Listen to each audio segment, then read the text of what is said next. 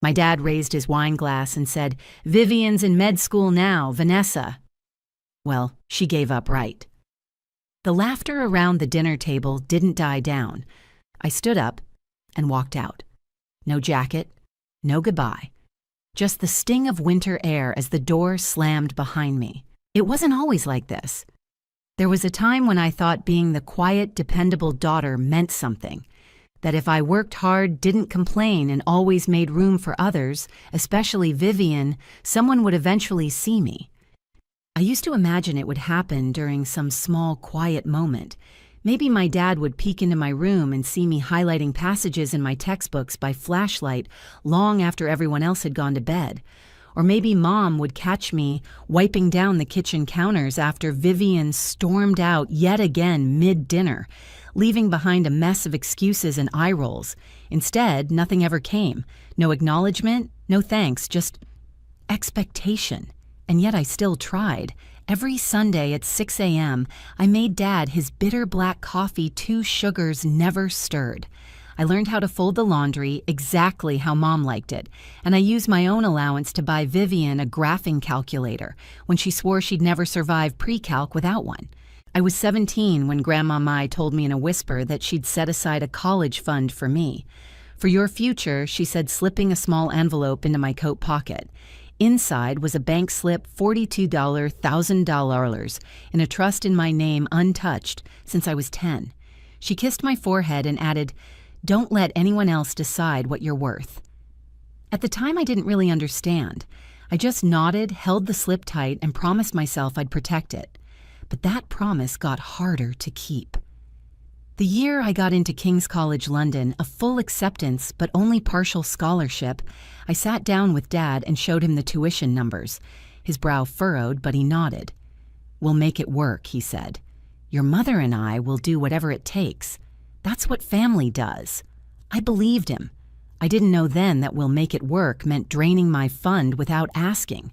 That instead of tuition, the money would go toward a new white Lexus for Vivian's 20th birthday and a luxury family cruise that I wasn't invited to, because as Mom said, "You'll be too busy with school, sweetheart." They didn't even tell me.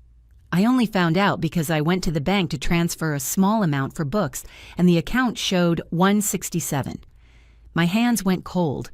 I remember standing there staring at the screen like it was lying. Refreshing. Checking again. Same result. I walked home in a daze, fingers numb, chest tight. And when I asked, just asked, Dad shrugged. "We had to shift some things around," he said. "Vivian needed a reliable car and your mother's back was acting up. The cruise was part of her physical therapy." My voice came out barely above a whisper. "But that money was for my tuition. Grandma set it aside for me." He frowned. "Don't be dramatic, Vanessa. You're still getting an education, aren't you? You're in London. We made it happen, didn't we?" Yes, I was in London, on borrowed time scholarship stress and a part-time cafe job that barely paid for groceries. They had made it happen by taking everything that was meant for me and using it like it was theirs. Still, I stayed quiet. I thought maybe if I just proved I could rise above it, they'd come around. I thought maybe I owed them some grace after all parents weren't perfect, right? But grace without boundaries isn't love. It's slow erasure. And the worst part, they didn't just spend the money. They rewrote the memory of it. By the time I came home for winter break, everyone acted like the fund had never existed, like I'd imagined it. Like the sleepless nights and homesickness in London were just the cost of finding myself. I remember sitting at the dinner table that night, poking at overcooked turkey, listening as they went on and on about Vivian's latest anatomy lab. "She's really going to make something of herself," Dad beamed. "Can't wait to see her walk across that stage." And then he raised his glass. "Vivian's in med school now. Vanessa. Well, she gave up right. Time slowed. Everyone chuckled, Mom, Uncle Hyan, even Aunt Lily, who once told me she thought I was the most grounded of the cousins. I looked around the table and realized they weren't going to change. Not for the truth. Not for me. So I stood up, left my untouched plate, and walked out. Into the bitter cold. Into the silence I'd always known. But something inside me had shifted. I wasn't going back to being their shadow. Not anymore. When I got back to London, the city felt colder than usual. Not because of the January wind slicing through my scarf or the rain that never quite stopped, but because of the weight I carried with me. The silence, the disbelief, the raw pulsing realization that my own family saw me as disposable. I didn't tell anyone what happened that night.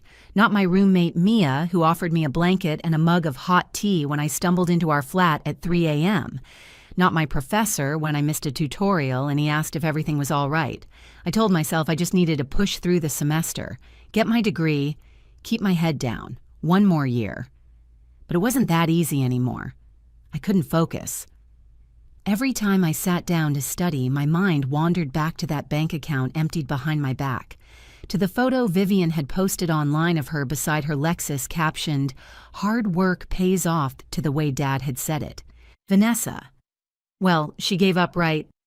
That line kept echoing in my skull like a cracked bell. The tipping point came 3 weeks later. I was walking back from the university library when my phone buzzed, a text from Mom. "Hey, sweetie, your sister's spring semester is coming up. Could you help her with the application fees? Just a few hundred. You know how stressed she gets. Love you." I stopped walking, stared at the message. A few $100. From me. After they'd drained the entire college fund Grandma had saved for me. After they laughed at me over dinner like I was some dropout disappointment. Now they wanted help. I didn't respond. The next day, Mom called. I let it ring out the first time, then again, then a third. By the fourth try, I answered. Her voice was sweet, too sweet. "Hi, baby. I hope everything's going well. I haven't heard from you, so I just wanted to make sure you saw my message about Vivian." I said nothing. After a pause, her tone sharpened. "Vanessa, are you seriously ignoring me over this? I thought you were better than that." There it was. That twist, from gentle guilt to calculated shaming. I swallowed. "I can't send money right now. You can't or you won't," she snapped. "Because I've seen you post about that cafe job. Surely you can spare a couple hundred. It's not about the money," I said quietly. "It's about what you took." Dead silence. Then a sigh. "Oh my God. Is this about that account again, Vanessa? For the last time, your father and I did what we had to do. Vivian was in a bad place and you stole from me." Her voice cracked like glass. "We are your parents. Don't speak to me like that. After everything we've done for you, how dare you accuse us of theft?" I laughed. I didn't mean to, but it just came out, cold and bitter and hollow. "Everything you've done for me? You mean calling me a failure? Spending my college fund on a cruise and a car for Vivian? Gaslighting me when I asked where the money went?" Mom's voice rose. "You are being ungrateful. Do you know how hard we worked to give you a life in London? You gave me nothing," I whispered. "I did this, me, and Grandma." That's when she lost it. "You always act like the victim. You think you're so perfect, but you're just cold. That's why people don't like you. That's why we never told you everything. Because we knew you'd twist it." Click, I ended the call, and I blocked the number. That night, I opened the envelope Grandma had given me all those years ago. The one with the original bank slip. There in her soft cursive were 4 words scrawled in blue ink on the back, "For Vanessa's freedom only." I stared at that line until the letters blurred. Then I stood up, wiped my face, and pulled out my laptop. I started digging. Every email, every transfer confirmation, every old message from Dad about just moving things around, every photo of Vivian with the Lexus, receipts, text logs, my acceptance letter, Grandma's handwritten note. I didn't know exactly what I was going to do yet, but I knew I wasn't going to let them rewrite my life. Not anymore. I didn't sleep much the rest of that week, but it wasn't insomnia, it was focus. The kind of sharp, unblinking clarity that comes after heartbreak when grief curdles into strategy. I moved like a ghost through my cafe shifts, smiled at customers, frothed milk, cleaned counters, all while mentally cataloging everything they'd taken, every manipulation, every time I'd swallowed my voice, just to keep the peace. This time I wasn't swallowing anything. I started with the bank. There were 2 transfers made without my permission. Both were authorized using Dad's name. I remembered once, years ago, him insisting I give him backup access to the trust account, just in case something happened to Grandma. He even laughed when I hesitated. "You trust your own father, don't you, stupid?" But also traceable. The money had moved from my education fund into their joint account just weeks before Vivian's birthday, and again before their therapeutic cruise. I got the statements. I highlighted the transfers. I printed them all out and tucked them into a neat little folder I labeled Theft and Timeline. Next, I compiled every communication. I screenshotted Mom's text asking for money for Vivian, her call log, her voice message guilt-tripping me. Even old emails where Dad insisted I didn't need to worry about tuition that will make it work. And then I found it. Buried in a shared family Dropbox folder no one had cleaned out in years. A scanned receipt from the car dealership. Title Viv's Lexus gift thanks Mom and Dad. But the attached bank statement. It ended with the last 4 digits of my account number. I sat back in my chair staring at the screen. It wasn't just financial mismanagement. It was premeditated fraud.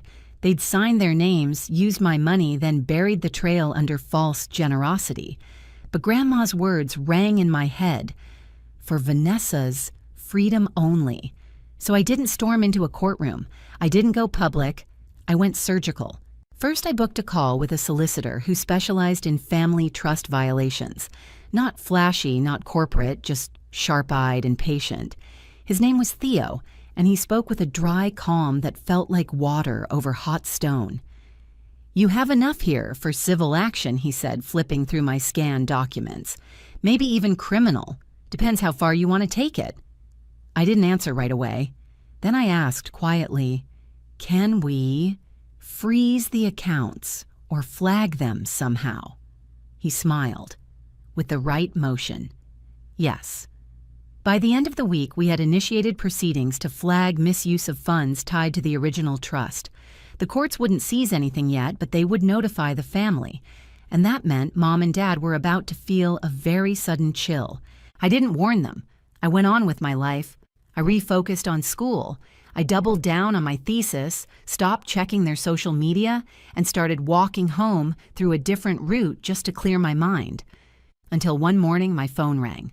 Blocked number. I let it go to voicemail. Then I checked it. Dad's voice. "Vanessa, we need to talk. I don't know what this is. We got some notice from a solicitor about the trust account. Your mom's freaking out. Call me back, please. Let's sort this like family." I didn't respond. The next day, an email from Mom. Subject, "Vanessa, please. We just got a terrifying letter from some law firm. What are you doing? Are you trying to destroy this family? Call me. Immediately. Destroy the family." No. I was holding up a mirror. They just didn't like what they saw. The thing about betrayal is that it's never really about the money. It's about who they decided you were allowed to be. And my family had decided I didn't get to be more than a cautionary tale. Vivian was the future. I was the detour, the support beam, the reliable background character who existed to lift her higher. But I was done being their silence. So I sent one message. To both of them. You'll be hearing through legal channels going forward. I will not be speaking to either of you directly. I hope one day you understand why. Vanessa. Then I turned off my phone, opened my laptop, and returned to my thesis. But even as I reclaimed my autonomy, I didn't know what was coming next. I thought the legal notice would just startle them, make them uncomfortable, maybe push them to apologize. Instead, what they did next was a declaration of war. I didn't hear from them for 2 weeks. Not a peep, no calls, no messages. It was quiet. Too quiet. And for a moment, I thought maybe they'd taken the hint. Maybe they'd realized they'd crossed a line. Maybe they were feeling guilty. I was wrong. The ambush came on a Tuesday. I was heading into a late seminar, sipping my usual flat white, when Mia, my roommate, rushed up to me. "Vanessa," she said, breathless, holding out her phone. "You need to see this, right now. It was a Facebook post. Public. From my mother." A long performative wall of text with a photo of her and Vivian arms around each other, smiling beneath cherry blossoms in Washington, D.C. The caption, "We've always tried to support both our daughters, but sometimes, no matter how much love you give, one child chooses cruelty, slandering family, dragging us to court. We've sacrificed everything for her. Some people just have no gratitude left in their hearts. Praying for peace." Over 200 likes. Comments from family members, distant cousins, old friends. "Sending prayers, sweetie." "So sorry you're going through this, Barb. Kids today don't know loyalty." I felt the coffee curdle in my stomach. My name wasn't mentioned, but it didn't have to be. Everyone knew who the ungrateful daughter was. Then came the texts. From Aunt Gina Vanessa, "What on earth is going on? Your mother's in tears." From Cousin Dylan, "Did you really sue your parents? This is wild." And worst of all, from Vivian, a DM that simply said, "I hope it was worth it. You've humiliated us all." I didn't answer. I couldn't. I barely made it through class. The walls felt like they were closing in. I sat in the back eyes down, trying not to cry as the professor droned on about international policy, completely unaware that my entire personal life was unraveling online. That night, I deactivated every social account: Instagram, Facebook, LinkedIn, even Pinterest. I just needed to disappear, but humiliation doesn't stop when you log off. The next week, I was pulled aside by the university's bursar. They'd received notice that my financial backing might be in dispute. Because the trust account was tied to my tuition guarantee, the school flagged my file as under review. I stood there stunned as the woman explained gently that if the issue wasn't resolved, I could lose access to my academic portal, and my scholarship, and my visa. I walked home in a daze. I didn't even cry that night. I just sat in silence on the cold kitchen tile back against the dishwasher, staring at the dark. They weren't just defending themselves, they were dismantling me. Theo, my solicitor, was livid when I told him.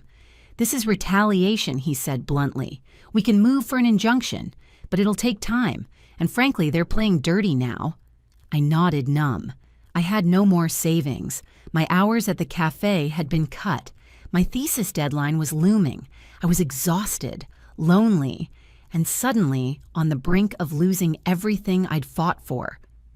One night, I found myself standing outside a pawn shop, clutching the necklace Grandma had given me on my 18th birthday, a tiny silver bird in flight. I stood there for a long time, and then I turned around and walked home. I wasn't ready to give that up. Not yet.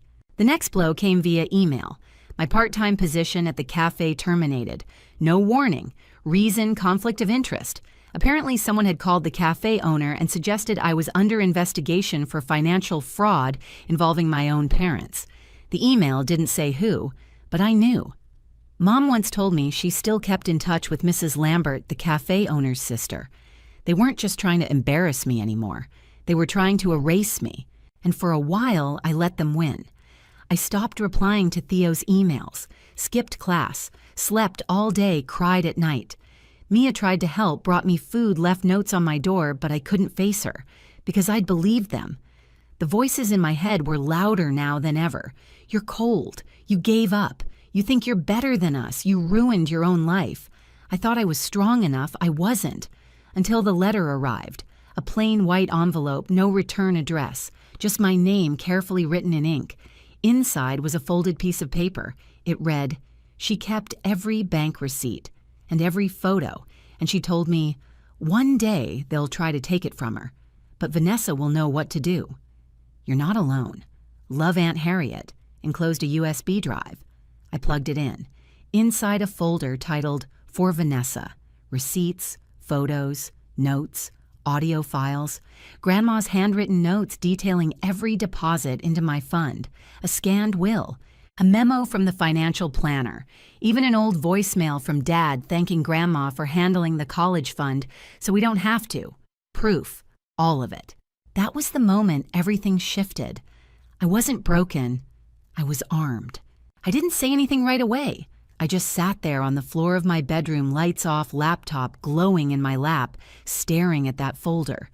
Each file was a lifeline, each receipt a quiet truth, each timestamp a weight lifted from my chest. I wasn't crazy, I wasn't cruel, and I sure as hell wasn't alone. Grandma had known. She'd known what they were capable of, and she had prepared for it. And Aunt Harriet, she had waited until just the right moment. I called Theo that night. He picked up on the second ring. "I'm ready," I said. The next day, I walked into Theo's office not as a broken daughter, but as a client. We laid it all out: the timeline of theft, the misuse of trust funds, the digital evidence from Grandma's files, and most importantly, a handwritten amendment to the trust that Grandma had drafted 2 months before her stroke. It wasn't notarized, but it was detailed, precise. She had even signed it. In the event of financial manipulation by family members, Vanessa is to retain sole ownership and oversight. These funds are for her education independence and personal development. No exceptions. Theo stared at the screen, lips pressed together. "This changes everything," he said. "We filed a motion to freeze all remaining accounts associated with the Carter Family Trust. We submitted a complaint to the university's legal department along with notarized documents confirming the legitimacy of my tuition fund. We drafted a cease and desist order for any social media defamation, and we requested an injunction of asset misuse targeted directly at Mom and Dad. All of it quiet, precise, legal. Not a whisper to the public. I didn't need a Facebook post. I had a judge. But that wasn't the only shift. Something inside me had changed, too. I'd spent my entire life being the helper, the peacemaker, the quiet, reliable one in the shadows, while Vivian shone in the spotlight. But not anymore. I reclaimed my academic standing. I met with the bursar and provided the files. My tuition block was lifted within 72 hours. And then I walked into the Career Fellowship boardroom, where I was scheduled to present my thesis on global economic trauma recovery, and I delivered it flawlessly. Afterward, the board director shook my hand. "I've read hundreds of these," she said, "but this was lived, not just written." 2 weeks later, I got the call. "Congratulations, Miss Carter. You've been selected for the UN Humanitarian Investment Fellowship in Geneva. Full ride. Housing included. We'll handle visa sponsorship." I hung up and cried for 15 minutes, not because I was surprised, but because for the first time in my life, I didn't need anyone's approval. I had done this myself. Mom and Dad, though, they were spiraling. Theo had warned me once the court notices were processed, they might lash out again. And lash out they did. Another Facebook post from Mom, even more cryptic, more self-pitying. Vivian joined in with a TikTok story subtly implying some people will do anything for attention. But I stayed silent because I knew something they didn't. They were about to lose everything they'd built on my back. 3 days before my move to Geneva, I got an unexpected message request from Vivian. "We should talk. I think we've both been manipulated. Can we meet?" At first, I wanted to ignore her, but something told me to listen. I agreed. 1 coffee. Neutral ground. In public. She arrived in designer heels and a blazer too stiff for the cafe. I wore jeans and a t-shirt that said, "Empathy is strength." She didn't order anything. She just sat down and opened with, "Look, I know things got out of hand, but you suing Mom and Dad? That's intense." I said nothing. She continued, her voice suddenly softer. "I didn't know they used your fund. They told me it was from Dad's bonus. I swear." I watched her. It could have been a lie, or maybe she just didn't care enough to ask back then. I finally spoke. "Do you know where the money came from for your Lexus?" She flinched. "No." I pulled up the photo from Dropbox, the receipt, the bank routing number. Vivian's eyes widened. "Oh my God," she whispered. "Then, they really—" I nodded. She looked down, and for the first time since childhood, I saw something real flicker across her face. Not guilt, not pity, but shame. We didn't reconcile that day. This wasn't a movie, but she looked at me before she left and said, "I'll stay out of the way." And I'm sorry. For all of it. I watched her walk out into the rain. No umbrella, no arrogance, just silence. And me, I stood taller. Because they had tried to bury me. But Grandma knew better. She planted me instead. And I was finally starting to bloom. The hearing date was set for a Monday morning in late spring. It wasn't a full trial, just an evidentiary proceeding to determine if the Carter Family Trust had been misused. But in the crowd of family drama and whispered social speculation, it might as well have been the Super Bowl. I wore a gray suit Grandma had given me the year I started college. It still fit. Theo met me outside the courthouse briefcase in hand, his tie perfectly straight. "Ready?" he asked. I nodded. "They have no idea what's coming, do they?" he smirked. Not a clue. Inside the courtroom, Mom and Dad sat at the respondent table. Dad wore a smug little smile, arms crossed, like this was a PTA meeting gone rogue. Mom looked brittle. Her usually perfect hair was frizzed at the crown, and her knuckles were white around a half-empty water bottle. Vivian wasn't there. Neither were any of the cousins or hangers-on. It was just them. And me. Theo opened with surgical precision. He laid out the dates of the transfers, the inconsistency between the trust's intent and the way funds were siphoned, the deliberate hidden uses, Lexus payments, cruise tickets, real estate deposits not tied to my name. And then he presented Grandma's handwritten amendment, signed, dated, scanned, and backed up. The judge, a woman with kind eyes but steel in her voice, read it 3 times, then turned to Mom. "Mrs. Carter, did you at any point inform your daughter that these funds were being repurposed?" Mom blinked. We thought we were acting in the best interest of the family. Vivian needed a fresh start, and Vanessa had her barista job. She seemed fine. "Did you inform her?" the judge repeated. "No," Mom said. "Quiet now.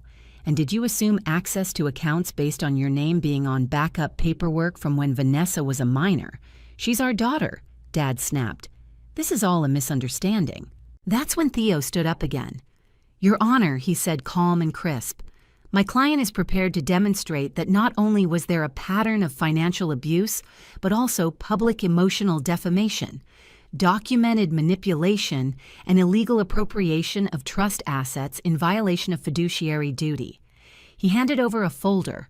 Inside were the social media screenshots, Mom's posts, Vivian's videos, the chain of guilt-tripping texts, and then an email forwarded from Grandma's lawyer dated the month before her stroke.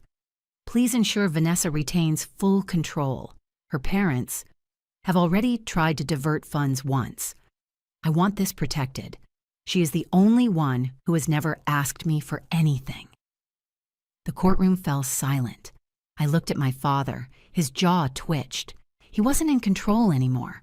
The judge ruled decisively, full restitution of all misused funds with interest, immediate removal of Mom and Dad as financial custodians or trustees, authorization for Vanessa Carter to assume sole executor rights over the remaining assets, a permanent non-disparagement clause filed to prevent future public defamation, and one more thing.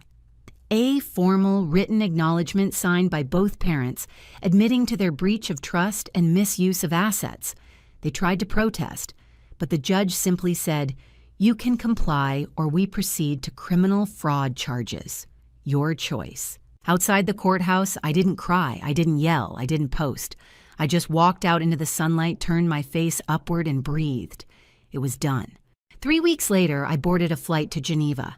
The fellowship welcomed me with open arms. I was assigned a project on economic repair models in post-conflict zones. My cohort was full of bright, sharp minds, people who'd never heard of Vivian's birthday party or my mother's subtweets. And for the first time in years, I wasn't trying to prove anything, I was just living. But the story wasn't quite over. One afternoon, I got a notification on LinkedIn. A journalist from a mid-tier financial outlet had published an op-ed about trust abuse among affluent families who mismanage educational funds. The byline inspired by the true story of Vanessa Carter, who now works with international agencies on financial resilience for displaced youth. Apparently, Theo had spoken off record to a friend in legal media. The article didn't mention mom or dad. It didn't have to. The story resonated. I got messages from people all over the world, women, students, professionals, even a few quiet messages from folks with names I recognized, family names. But I didn't engage because I wasn't bitter. I was free. I used a portion of the Reclaim Trust to open the Carter Resilience Fund. It provides emergency scholarships to students facing family financial sabotage. The first recipient, a girl named Layla. Her father tried to force her to drop out of med school to help pay off his gambling debt. We covered her tuition. She sent me a postcard that read, "You saved my future. I'll pay it forward, always." Sometimes people ask me if I ever forgave them, mom and dad. And here's the truth. Forgiveness isn't always a warm reunion. Sometimes it's a locked gate with a garden behind it. I built that garden. I live in it now, and they don't have a key. What would you do if your family tried to erase you and your future? Would you walk away quietly or fight back with silent power like Vanessa did? Tell us in the comments, have you ever been betrayed by the people who were supposed to protect you? Your story might help someone else reclaim their voice. And if you made it this far, hit subscribe for more real stories of betrayal, resilience, and redemption. Because sometimes the quietest ones make the loudest impact.